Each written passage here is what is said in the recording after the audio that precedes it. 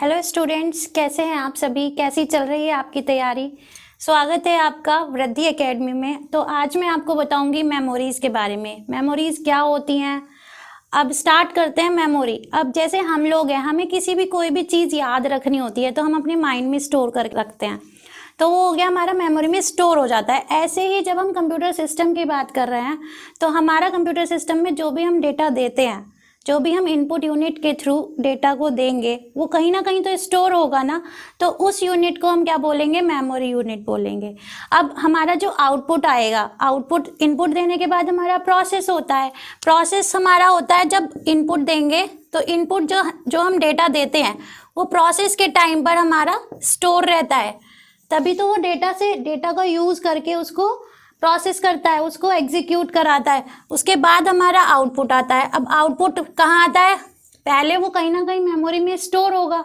तो जब हमारा आउटपुट आएगा तो जो मेमोरी हमारा कंप्यूटर सिस्टम में यूज़ होता है, आज मैं उसके बारे में आपको बताऊंगी। तो स्टार्ट करते हैं मेमोरी से। तो मेमोरी मैंने अभी आपको बताया, मेमोरी हमारा क्या करके रखता है? डेटा को स्टोर करके रखता है।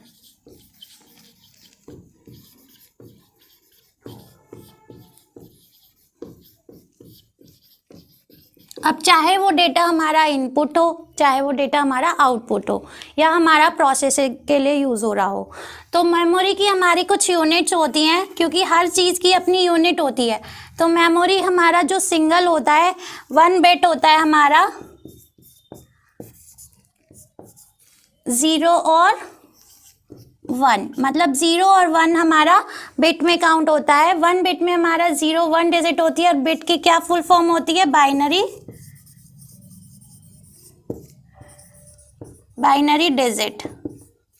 जब हमारे 4 बिट्स मिलते हैं, 4 बिट्स को हम क्या बोलते हैं? 1 निबल बोलते हैं। और 8 बिट के कॉम्बिनेशन को हम क्या बोलते हैं? 1 बाइट बोलते हैं। 1 बाइट का मतलब है कि हमारा एक कैरेक्टर हमारा कितनी मेमोरी लेगा? 8 बिट्स की मेमोरी लेगा। मेमोरी रिप्रेजेंटेशन कैसे होता है कि ये हमारा हो गया मेमोरी, और इसमें ये हो गई हमारी बिट्स 1 2 3 4 5 6 7 8। टोटल कितने हो गए? 1 2 3 4 5 6 7 8, मतलब 8 बिट्स में हमारा एक कैरेक्टर स्टोर हो जाता है। नेक्स्ट है हमारा 1024 बाइट्स। कितना होता है हमारा? 1 किलोबाइट के बराबर होता है। अब 1024 किलोबाइट हमारा किसके बराबर होता है? 1 मेगाबाइट के बराबर होता है। 1024 मेगाबाइट किसके बराबर होता है? 1 गीगाबाइट के बराबर होता है। अब 1024 गीगाबाइट हमारे किसके बराबर होता है? 1 टेराबाइट के।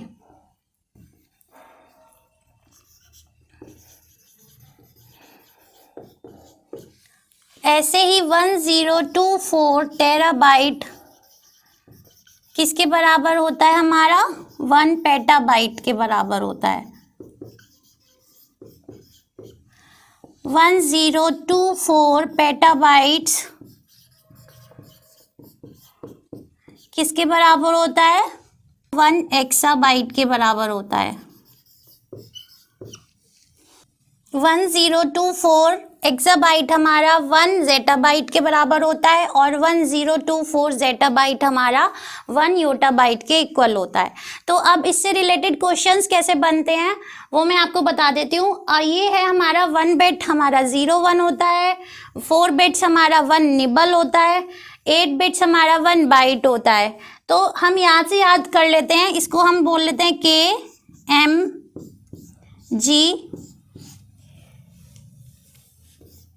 TPEZY।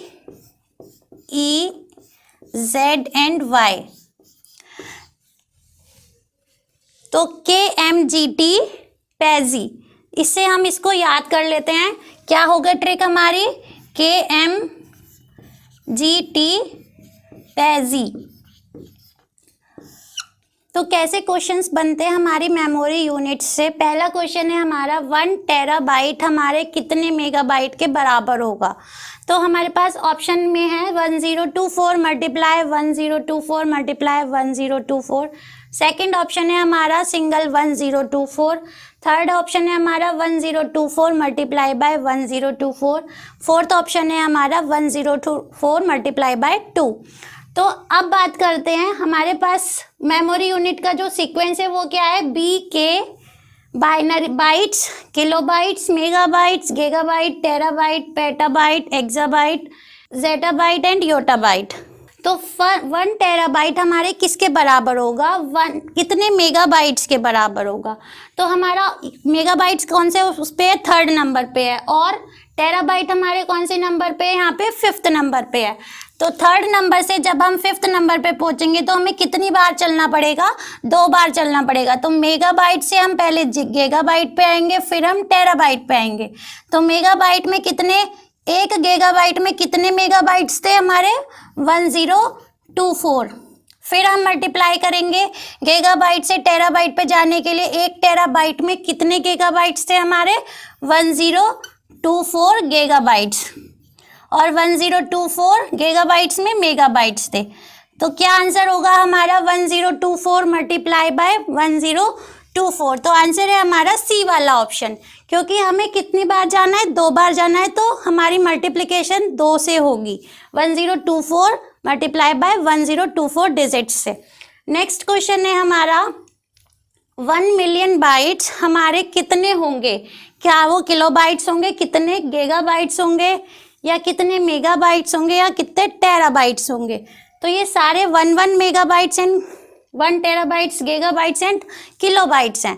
तो अब 1 मिलियन बाइट्स कितने होते हैं, 1 मिलियन कितना होता है हमारा, 10 लाख होता है। अब 10 लाख, हम लैक्स में कितनी जीरो होती है, 1 लाख में 5 जीरोज होती हैं, ठीक है। अब ये मल्टीप्ली कितनी जीरोज आ गई हमारे पास, टोटल 6 डिजिट्स आ गई है, 6 जीरोज आ गई हैं। अब हम मल्टीप्लाई करते हैं, अब हम देखते हैं कि क्या हमारा सीक्वेंस था, बाइट, किलोबाइट, मेगाबाइट, गीगाबाइट। तो बात करते हैं कितने जीरोज आ रही हैं, 6 जीरोज आ रही है। हम इसको 3 में डिवाइड कर ले, क्योंकि हमें क्या लेना है, 1024 लेना है। तो 1024 मल्टीप्लाइड बाय, ऐसे ही 3 को कवर करने के लिए हम क्या करेंगे, 1024।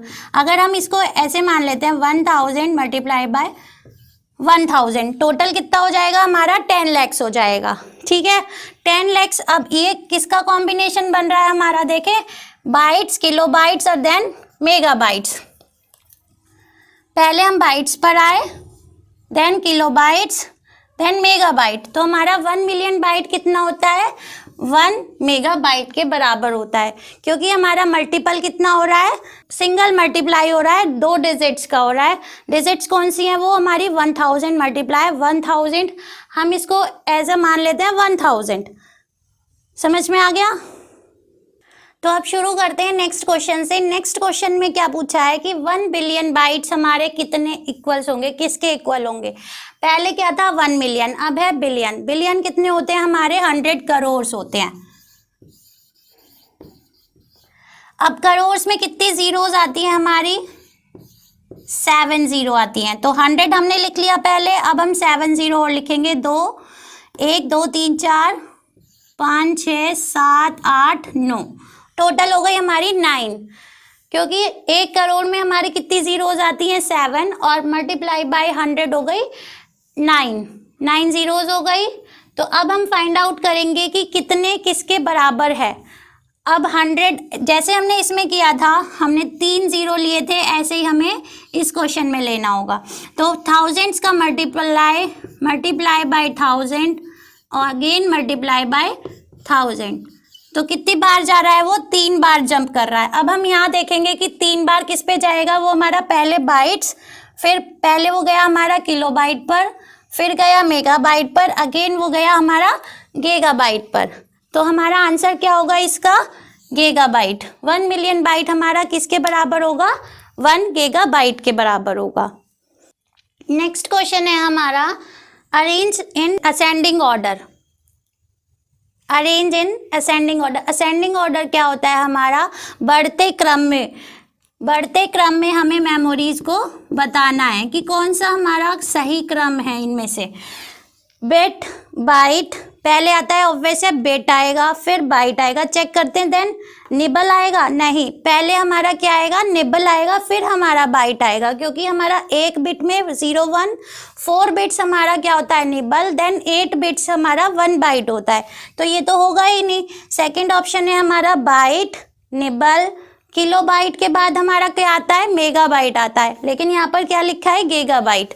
तो हमारा क्या ऑप्शन होगा? ये भी हमारा गलत ऑप्शन हो गया। नेक्स्ट है हमारा किलो बाइट, गीगा बाइट, टेरा बाइट, देन लास्ट में आ रहा है हमारा मेगा बाइट। तो ये भी हमारा ऑप्शन कैसा हुआ? गलत हो गया है। नेक्स्ट है हमारा bit, then byte, then kilobyte, then megabyte, then gigabyte. तो हम चेक कर सकते हैं, बिट हुआ, देन बाइट हुआ, kilobyte, megabyte and then gigabyte. तो ये वाला ऑप्शन हमारा क्या होगा? सही होगा। तो ऐसे क्वेश्चंस भी हमारे आ जाते हैं। मेमोरी हमारा 2 टाइप से डिवाइड कर दिया जाता है। पहला हो गया प्राइमरी, दूसरा हो गया हमारा सेकेंडरी। तो प्राइमरी में पढ़ लेते हैं पहले क्या क्या आता है। प्राइमरी में हमारा फिर उसको पार्ट्स में डिवाइड किया गया है, रैम, रोम एंड चिप। अब रैम भी हमारा 2 पार्ट्स में डिवाइड किया गया है, static RAM and dynamic RAM. Static RAM और डायनामिक रैम। अब डायनामिक रैम में भी हमारा एक और आ जाता है SD RAM, that is synchronous dynamic RAM. ROM हमारा आ जाता है प्रॉम। रोम को हमारा 3 पार्ट्स में डिवाइड किया है, PROM, EPROM and double E PROM. Chip हमारे 2 तरीके के यूज हो रहे हैं, बायोस एंड सीमोस। अब सेकेंडरी मेमोरी में देख लेते हैं। सेकेंडरी मेमोरी में क्या क्या आ जाता है हमारा? ये एक हमारा सहायक हो जाता है। प्राइमरी हमारा प्राथमिक, जो सबसे पहले हमारा यूज़ होता है और सबसे स्टार्टिंग में हमारे सिस्टम्स में वो लगा हुआ आता है। ये हम एडिशनल हो जाता है, हमें जब मेमोरी की कैपेसिटी को बढ़ाना हो तो हम इनका यूज़ करते हैं। सेकेंडरी मेमोरी में आ जाता है हमारा magnetic tape, magnetic disk, optical disk में हमारा पार्ट आ जाते हैं। 3 पार्ट्स हैं, CD, DVD and BRD। 4th one is hard disk, 5th one is floppy disk and 6th one is pen drives and memory cards. तो अब मैं आपको बताती हूँ कि रैम में क्या डिफरेंस है हमारे दोनों, स्टैटिक रैम और डायनामिक रैम, और रोम में, रैम एंड रोम में क्या डिफरेंस है, और चिप्स हमारे प्राइमरी में कहाँ यूज़ होते हैं। अब बात करते हैं रैम क्या होती है और रैम की क्या फुल फॉर्म होती है। तो रैम की फुल फॉर्म होती है हमारी random access memory. Random access memory हमारी कहाँ यूज़ होती है? जैसे कंप्यूटर सिस्टम पे हम वर्क कर रहे हैं, प्रेजेंटली जो हम काम कर रहे होते हैं वो हमारा किस में सेव होता है, कहाँ पर चल रहा होता है, कौन सी मेमोरी को वो यूज़ करता है, वो होती है हमारी रैंडम एक्सेस मेमोरी। अब जैसे हमारे पास मोबाइल फ़ोन है, एग्जाम्पल ले लेते हैं, आपने फ़ोन साइड में रखा हुआ है, सारी चीज़ें स्टोर हैं, वो कहाँ पर स्टोर है? हमारी रोम के अंदर है, क्योंकि वो हमारी परमानेंट मेमोरी की तरह वर्क करता है रोम। और जो हमारा प्राइमरी मेमोरी रैम है, रैम हमारा किसकी तरह वर्क करता है? टेम्परेरी मेमोरी की तरह वर्क करता है।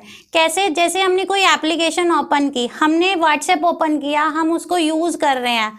जब हम उसको यूज़ कर रहे हैं तो वो कहाँ कौन सी मेमोरी यूज़ हो रही है? उसके लिए हमारी यूज़ हो रही है रैम वाली मेमोरी। कोई हम गेम खेल रहे हैं, गेम के लिए जो स्पीड आ रही है वो किससे आ रही है? हमारी रैम से आ रही है। कोई हम म्यूज़िक सुन रहे हैं, कुछ भी हम अगर अपने फ़ोन में हम कोई भी एप्लीकेशन ओपन कर रहे हैं और उसको यूज़ कर रहे हैं, जब हम यूज़ कर रहे हैं तो कहीं ना कहीं मेमोरी का यूज़ हो रहा है, तो उसमें हमारा यूज़ होता है रैम का। और अगर हमारा फ़ोन हमारा कोई यूज़ नहीं है, साइड में हम कोई एप्लीकेशन यूज़ नहीं कर रहे हैं, वो हो गया हमारा स्टोर है, जो परमानेंटली स्टोर है हमारा डेटा, वो कहाँ पर यूज़ हो रहा है? हमारा रोम में। तो आपने सुना होगा कि जो हमारे मोबाइल्स फ़ोन है उसमें रैम की स्टोरेज कम भी आती है, ज़्यादा भी आती है। 2 GB रैम आती है, 4 GB रैम होती है, 6 हो गया, 8 हो गया, 12 हो गया। उससे क्या होता है? फ़ोन की ना एफिशिएंसी, उसकी स्पीड पे फ़र्क पड़ता है कि वो कितनी स्पीड से चल रहा है। जितनी ज़्यादा रैम होगी हमारा, उतना ही फ़ोन अच्छी क्वालिटी का होगा, उतना ही स्पीड से हमारा वो प्रोसेस करता है डेटा को, या एप्लीकेशन को रन कराने के लिए भी। एप्लीकेशन का रन मतलब क्या है कि हम एप्लीकेशन का यूज़ कर रहे हैं, तो हमारे जितनी ज़्यादा रैम की मेमोरी होगी उतनी ज़्यादा हमारी फ़ोन की स्पीड होगी। तो ऐसे ही हमारा कंप्यूटर सिस्टम में जितनी ज़्यादा हमारे रैम का होगा उतना ज़्यादा वो सॉफ्टवेयर स्पीड से चलेगा, उतने ही ज़्यादा हम एक साथ बहुत सारे एप्लीकेशंस को, बहुत सारे सॉफ्टवेयर्स को, बहुत सारे टूल्स को ओपन कर सकते हैं। तो रैम क्या होता है? रैम की फुल फॉर्म है हमारी रैंडम एक्सेस मेमोरी, और ये हमारा वर्तमान में जो भी हम काम करते हैं उसको क्या करता है? प्रोसेस करता है। जो भी हम प्रेजेंटली काम कर रहे होते हैं वो हमारा किस में स्टोर होता रहता है, किस पे चलता है, वो कौन सी मेमोरी यूज़ करता है? रैम। सेकेंड वन पॉइंट है, ये हमारा वोलेटाइल मेमोरी भी कहा जाता है। अब वोलेटाइल का क्या मतलब होता है? जैसे हमारी लाइट चली गई और हमारा डेटा पूरा लॉस्ट हो गया, तो वो हो गया हमारा वोलेटाइल मेमोरी। और अगर हमारा मेमोरी इलेक्ट्रिसिटी है, पावर हमारे पास है, और फिर भी हमारा डेटा जो है लॉस्ट नहीं होता, उसको बोलते हैं हम नॉन वोलेटाइल मेमोरी। तो रैम कैसी मेमोरी है? हमारी वोलेटाइल मेमोरी है। मान लिया हम कोई गेम खेल रहे हैं और हमारे मोबाइल की जो बैटरी है वो लॉस्ट हो गई, मतलब उसकी पावर जो है ख़त्म हो गई, तो क्या होगा? हमारा जो गेम जहाँ पर हमारा चल रहा था, क्या वहीं से स्टार्ट होगा जब हम दोबारा से बैटरी में प्लग इन करेंगे? नहीं, दोबारा से हमें उसी एप्लीकेशन को स्टार्ट करना होगा, स्टार्टिंग से हमें वो फिर से गेम खेलना होगा। तो ये हो गया हमारा वोलेटाइल मेमोरी। नेक्स्ट है हमारा टेम्परेरी मेमोरी। जब हमारा वोलेटाइल मेमोरी है तो वो हमारा कैसी मेमोरी होगी? टेम्परेरी मेमोरी होगी। मतलब जो डेटा है वो हमारा किस टाइम के लिए? थोड़े टाइम के लिए ही रहता है। टेम्परेरी मेमोरी में क्या होता है कि डेटा जो होगा हमारा थोड़े ही टाइम के लिए रहता है। नेक्स्ट है हमारा रैम भी हमारे दो टाइप से डिवाइड कर दिए जाते हैं, static RAM and dynamic RAM. अब एस रैम की क्या फुल फॉर्म हो गई? Static random access memory. और ये हमारी फिक्स्ड होती है। स्टैटिक का वर्ड क्या? स्टैटिक वर्ड किस लिए यूज़ करते हैं? कि हम उसमें कोई चेंज ना कर सके, कोई हमारी वैल्यू को, कोई भी हमारे डेटा को यूज़ ना कर सके, चेंज ना कर सके। तो वो हो गया हमारा no change which is fixed. क्या होता है? वो फिक्स्ड हो जाता है। थर्ड है हमारा ये, इसमें मेमोरी में कौन से यूज़ होते हैं? फ्लिप फ्लॉप्स हमारे यूज़ होते हैं स्टैटिक रैम के लिए। नेक्स्ट है हमारा डायनामिक रैम। डायनामिक रैम की फुल फॉर्म हो गई डायनामिक रैंडम एक्सेस मेमोरी, और ये हमारी चेंजेबल मेमोरी होती है, क्योंकि डायनामिक का मीनिंग क्या हो गया? चेंज करना, डायनामिक चेंज हो सकता है। नेक्स्ट पॉइंट है हमारा कि हमारा डेटा ट्रांसफ़र के लिए, मतलब जब हमारा डेटा एक जगह से दूसरी जगह पर जाता है तो उसमें हमारे कौन कौन सी चीज़ें यूज़ होती हैं? रजिस्टर्स यूज़ होते हैं और कैपेसिटर्स यूज़ होते हैं। तो डेटा ट्रांसफ़र के लिए इसमें हमारा रजिस्टर्स और कैपेसिटर्स का इस्तेमाल होता है। नेक्स्ट पॉइंट है रैम। डायनामिक रैम में भी हमारा आ जाता है एसडी रैम। अब एसडी रैम की क्या फुल फॉर्म है? Synchronous dynamic random access memory. अब ये हमारा किस लिए यूज़ किया जाता है? ये हमारी डायनामिक रैम को, हमारी डायनामिक रैम की स्पीड को मेंटेन रखने के लिए हमारा एसडी रैम का यूज़ होता है। तो अब हम पढ़ते हैं रोम के बारे में। ये तो हो गया हमारा रैम के बारे में। अब मैं आपको बताऊंगी रोम के बारे में। नेक्स्ट है हमारा रोम। अब रोम की क्या फुल फॉर्म होती है? रोम हमारा किसके अंदर आता है? ये हमारा प्राइमरी मेमोरी के अंदर ही आता है। तो प्राइमरी मेमोरी हमारी दो थी, RAM and ROM, and next last is chips. तो रोम हमारा प्राइमरी मेमोरी के अंदर आता है। इसको हम रीड ओनली मेमोरी बोलते हैं। ये किस लिए होता है? हमारा सिर्फ और सिर्फ डेटा को रीड करने के लिए होता है और स्टोर कराने के लिए होता है। तो for storage of data. Second point है हमारा ये नॉन वोलेटाइल मेमोरी होती है। नॉन वोलेटाइल मेमोरी हमारी क्या होती है? अगर हमारा पावर चली जाए या फिर हमारी इलेक्ट्रिसिटी चली जाए और हमारा डेटा स्टोर रहे, तो उसे हम क्या बोलते हैं? मतलब डेटा हमारा चेंज ना हो, डेटा हमारा डिलीट ना हो, तो उसे हम बोलेंगे नॉन वोलेटाइल। अब जैसे हम मोबाइल फ़ोन का यूज़ करते हैं, जैसे कि हमारी एप्लीकेशंस हैं वो हमारी स्टोर रहती है, चाहे हमारी बैटरी लो हो, डाउन हो जाए, चाहे हमारी इलेक्ट्रिसिटी चली जाए, तो हमारी जो एप्लीकेशंस जो हमने ऑलरेडी इंस्टॉल्ड कर रखी हैं, क्या वो हमारी चली जाती है, अनइंस्टॉल हो जाती हैं जैसी हमारी बैटरी जाती है? नहीं। तो जैसे उसको हम क्या बोलेंगे? हम नॉन वोलेटाइल मेमोरी। मतलब डेटा हमारा स्टोर रहता है और चेंज नहीं होता है, लाइट जाने के बाद भी वो हमारा मोबाइल्स में, कंप्यूटर्स में सेव रहता है। नेक्स्ट पॉइंट है हमारा परमानेंट मेमोरी। इसे परमानेंट मेमोरी इसलिए बोलते हैं क्योंकि ये हमारी नॉन वोलेटाइल मेमोरी है। हमारा डेटा जो है स्टोर रहता है चाहे हमारी लाइट हो या ना हो। नेक्स्ट, रोम भी हमारे अब 3 टाइप्स में डिवाइड किया जाता है। फर्स्ट वन इज प्रोम। प्रोम की क्या फुल फॉर्म होगी? Programmable read only memory. Programmable read only memory, इसमें हमारा प्रोग्राम्स जो हैं स्टोर होते हैं, हम उनको रीड कर सकते हैं और इरेज नहीं कर सकते। सेकेंड वन इज ई प्रोम, मतलब erasable programmable read only memory. अब जो प्रोग्राम्स हमारे ऑलरेडी स्टोर्ड हैं उनको हम डिलीट कर सकते हैं। किसके थ्रू? कौन सी रोम के थ्रू? ई प्रोम के थ्रू। तो ये हमारा कौन सी रेज यूज़ करते थे? अल्ट्रा वायलेट रेज यूज़ करते थे प्रोग्राम्स को, डेटा को रिमूव कराने के लिए, इरेज कराने के लिए। नेक्स्ट है हमारा डबल ई प्रोम, मतलब electrically erasable read only memory. तो जितने भी हमारे प्रोग्राम हैं उनको हम कैसे इरेज कर सकते हैं? By using the electricity. तो आजकल फेमस जो है हमारा, जो हम यूज़ कर रहे हैं, वो कौन सी रोम यूज़ कर रहे हैं? डबल ई प्रोम यूज़ कर रहे हैं। नेक्स्ट है हमारा रोम चिप्स। अब रोम चिप्स भी हमारे 2 टाइप्स में डिवाइड कर दिए जाते हैं। First one is BIOS chip. BIOS की क्या फुल फॉर्म होती है? Basic input output system. अब बायोस क्या करता है? बायोस का मेन काम क्या होता है? बूटिंग प्रोसेस जो होता है, बूटिंग की प्रक्रिया को शुरू करना। अब बात करते हैं कि बूटिंग क्या होता है। जब हमारा ऑन करते हैं हम सिस्टम को, या फिर हम मोबाइल फ़ोन हमारा ऑफ है, हम उसको ऑन कर रहे हैं, तो कुछ टाइम लेता है। टाइम लेता है ना, कुछ लोड कर रहा होता है। वो क्या लोड कर रहा होता है? वो हमारा ऑपरेटिंग सिस्टम लोड कर रहा होता है। अब ऑपरेटिंग सिस्टम भी आपको पता होगा क्या होता है।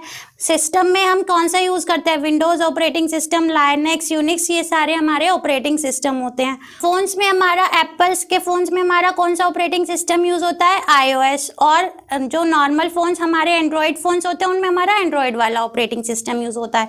तो इनको लोड करने का प्रोसेस को क्या बोलते हैं हम? बायोस, बूटिंग प्रोसेस बोलते हैं।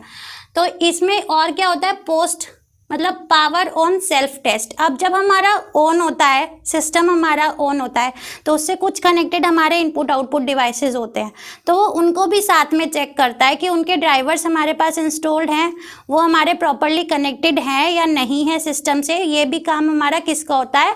बायोस चिप का होता है। बायोस चिप, अब बायोस भी हमारी दो तरीके के बूटिंग प्रोसेस होते हैं।